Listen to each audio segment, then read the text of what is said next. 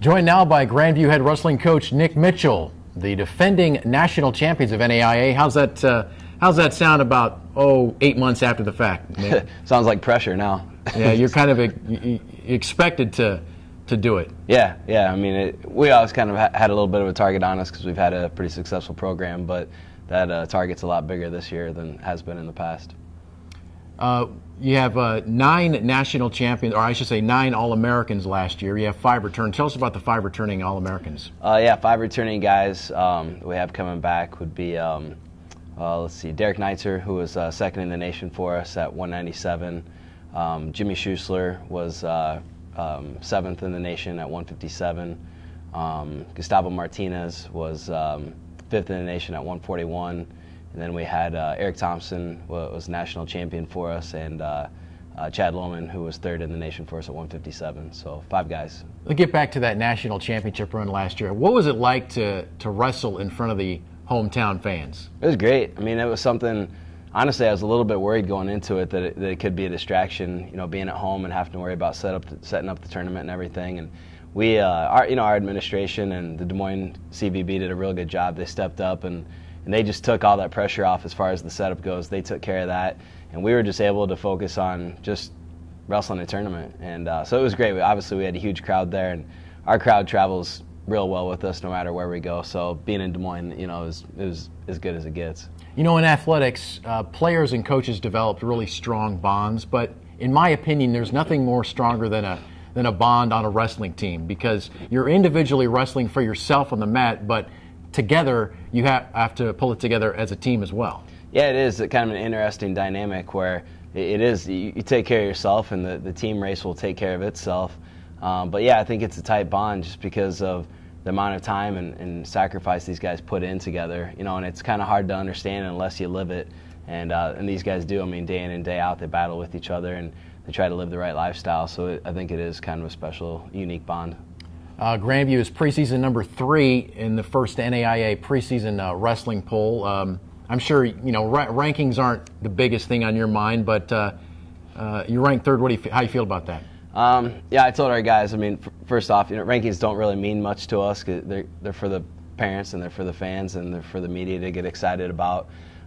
So you can't really put too much stock in rankings. And obviously, losing 4 real good guys like we did last year, they were all in the top 4 in the nation. We knew that we probably wouldn't be ranked, in the top 1 or 2 preseason this year. So really, it doesn't mean too much. But in that same breath, I'd say that I don't like having the number 3 next to my name either. So I hope that changes by the end of the year. But that means we have to do the work and make sure that it does change on our own. Now, we mentioned 5 returning All-Americans, so you lost 4 from last year with the graduating seniors. Who are some of the guys that are going to step in and fill those holes? There's a lot of question marks there right now. I mean, I think we've got some guys that are really battling out. At 133, we've got a couple guys that are probably the front runners right now, with Angelo Crinzy and Tanner Werner trying to fill in for Omi Acosta. And then you look at 149, we lost TJ Moen, and right now Isaiah Tatum's doing a real good job for us. We've got a couple other guys with David Kellogg and Ryan Hand that are going to be right there. And then 165 was where Brad Lauer was. And Jimmy Schuessler, who was at 157 last year, is bumped up. He'll be at 165 this year, along with Dallas Houchins. And then 174, where we lost Ty Noller.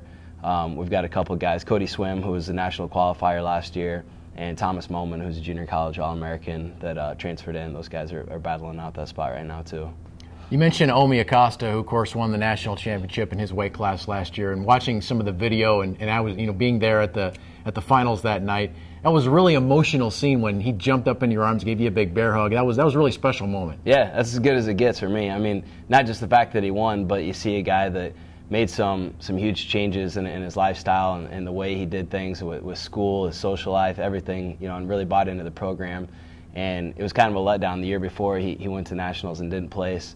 And he really felt bad about it, and he knew that he had to make some serious changes in his life to make sure that he was gonna finish a lot stronger last year, and he did, and he bought into it, and it was awesome to see him make those changes and come away with the title. A couple weeks ago, you were inducted into the Wartburg College Hall of Fame, your alma mater, Wartburg College in Waverly, and I know Jim Miller, the retiring coach this year, he probably taught you a lot of things about being a head coach. Yeah, definitely. I mean, I still talk to him on a weekly basis, if not more, and he's still coaching me. I mean, last year Kind of a funny story. Going into the finals last year, when we had the tournament wrapped up, we knew we were going to win the national title, but we still had 4 guys wrestling in the finals. And he sent me a text and said, don't let off. He's like, keep your foot on the throat.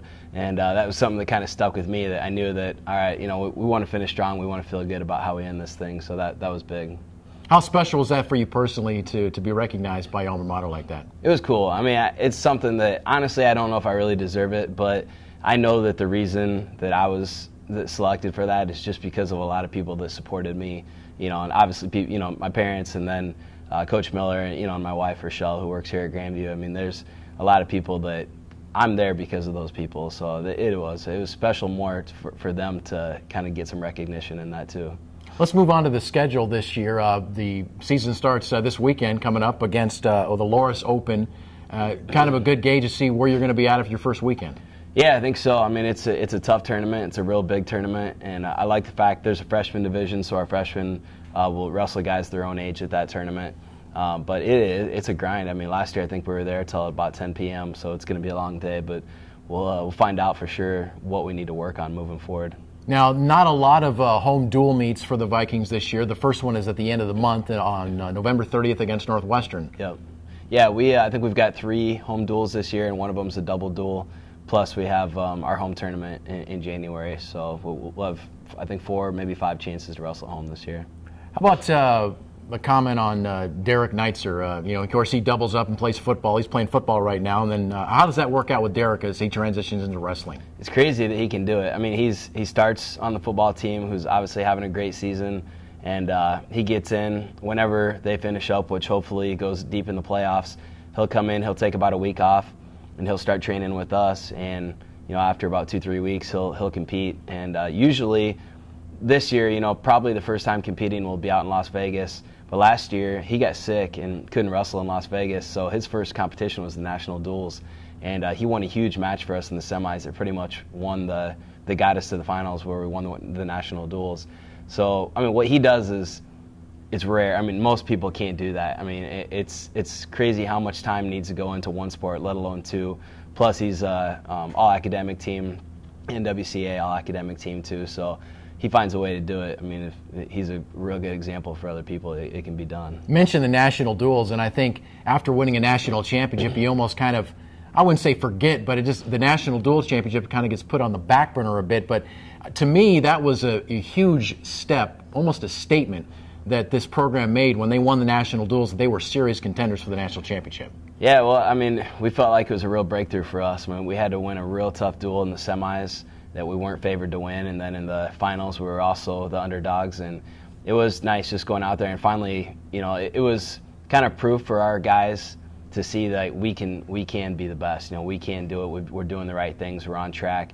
But you're also right. You don't spend much time celebrating in wrestling, especially in the middle of the season. So you win the national duels, and you feel good on the ride home Sunday night, and then Monday you get back to work. And I mean, you kind of have to do it that way. And that's almost kind of like almost a mini national tournament, really, because you're wrestling so many times in such a short amount of time. Yeah, you're wrestling a bunch of good teams, and it's just it's a dual meet format, so it's a little bit different than the individual tournament. But it's fun because you're wrestling. It's one of the few times that you are really focused on the team. So we're all right there together. Everyone's cheering each other on, and it was a really cool experience last year going through that and winning it, and just seeing the team really come together. And of course, Grandview last year, 2 national champions. We talked about Omi Acosta, and then Eric Thompson. How can we not talk about Eric? He was named the National Wrestler of the Year. He had a bear, literally. That's his nickname, Bear. Yeah. He had a bear of a national tournament run back in March. Yeah, he did. It kind of, if you look at his national tournament, I mean, he didn't have a very easy road. He made it look easy, but it wasn't. I mean, he wrestled a guy that during the season he had beat like 14-13 and ended up pinning that kid. He wrestled another kid that he had beat, I think 1-0 or 2-1, something like that, and he ended up beating that guy by like 14 points. So he stepped up when it was time, and I mean, he had an awesome tournament. You talk about how difficult it was, but he made it look easy. The fact he had the amount of pins that he had in that tournament was just, it was ridiculous, really. I mean, the fact that he got so many guys on their back so quickly, and it was over within minutes. Yeah, he was definitely ready. I mean, he pinned or tech fouled everybody he wrestled except the one guy he beat by 14. He was 1 point away from closing the deal out on that guy, too. So he had a great tournament. So where do we go from here, Nick? Obviously, a national championship. What you want to do is try to stay on top. How hard is it to stay on top? I think it's just as hard as it was last year. I don't think it changes from year to year. And I mean, a lot of times people call us the defending champs, but we're not really defending anything. I mean, we keep the trophy. If we don't win it this year, they're not going to come take that trophy away. So it's just about getting to work on the next one. And so it was really hard last year, and it's going to be really hard this year. So it's it doesn't change anything because you won it before, you didn't win it before. You still have to put the same amount of work in and go out and just keep improving. You take a minute to recognize your coaching staff too. Yeah, it's a big staff right now, and if you look at our website, I think we've got 13 or 14 of us now, and obviously most of those guys are part-time, but full-time Coach Reedy, he does a ton for us. I mean, he's all over our guys academically.